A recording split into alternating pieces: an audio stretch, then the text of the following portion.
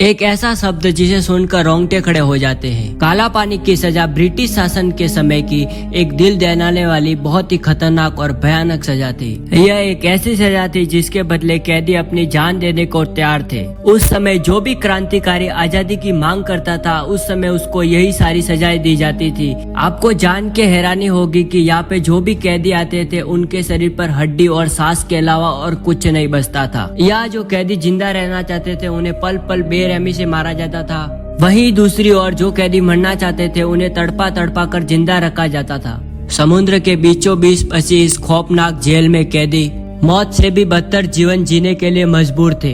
काला पानी जेल में लगभग 80,000 के पास कैदियों को लाया गया था, जिनमें लगभग 30,000 कैदी ही अपने जन्म स्थान पर वापस लौटे थे। लेकिन उस 50,000 कैदियों का क्या हुआ, जो आज तक किसी को पता नहीं चल पाया।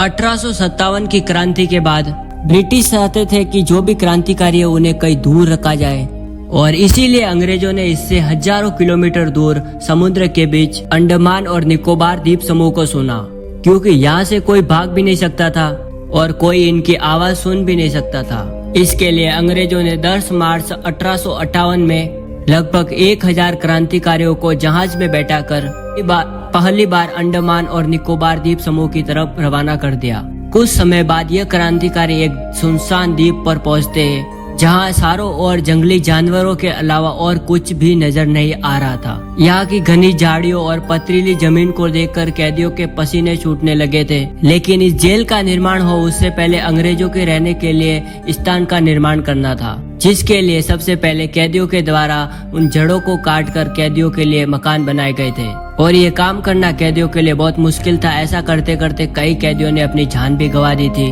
क्योंकि ज्यादातर कैदियों को अपने हाथों से ही पत्थर को हटाना पड़ता था, और इस दौरान कई जहरीले सांप और बिच्छू उन्हें काट लिया करते थे, जिसका उस जगह पे कोई इलाज नहीं था। इसके अलावा कई लोग मलेरिया जैसी बीमारी के लिए मारे गए, क्योंकि मच्छरों का काफी आतंक था यहाँ पर। इसके अलावा कैदियों के लिए रहने के लिए यहाँ पे कोई भी व्यवस्था नहीं थी, उन्हें जमीन पर ही रात बितानी पड़ती थी।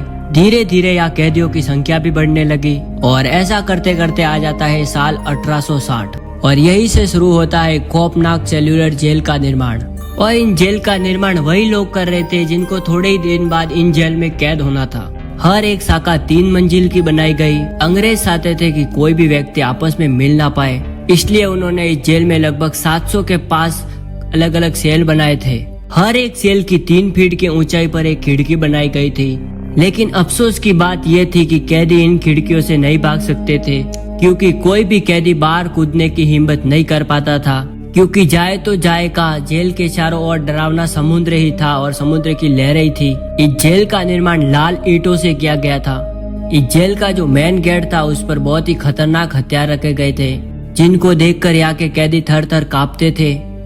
यह वही जेल है जहां वीर शूरवीर को चैन से बांधकर लगभग 11 साल तक रखा गया था, और आज भी लोग कहते हैं रात में इस जेल से रोने की और गाने की आवाजें आती है। यह जेल इतिहास के सबसे खतरनाक जेलों में से एक जेल थी, और लोग आज भी इसे काला पानी जेल के नाम से जानते हैं। यहाँ पे कैदियों के हाथ में लकड़ी का एक चाकर दिया जाता था, और उसको चला के कैदियों को उनको तेल निकालना पड़ता था। उनको बैल के जैसे जबरदस्ती पूरे दिन चलाया जाता था। यहाँ कई कैदियों को शारीरिक और मानसिक हालात का सामना करना पड़ता था। यहाँ कई कैदियों को लगभग 50 साल से भी ज्यादा की सजा सुनाई गई थी। यह जेल भारतीय स्वतंत्रता आंदोलन के इतिहास का एक महत्वपूर्ण हिस्सा है, और इसे राष्ट्रीय स्मारक के रूप में मान्यता दी गई है।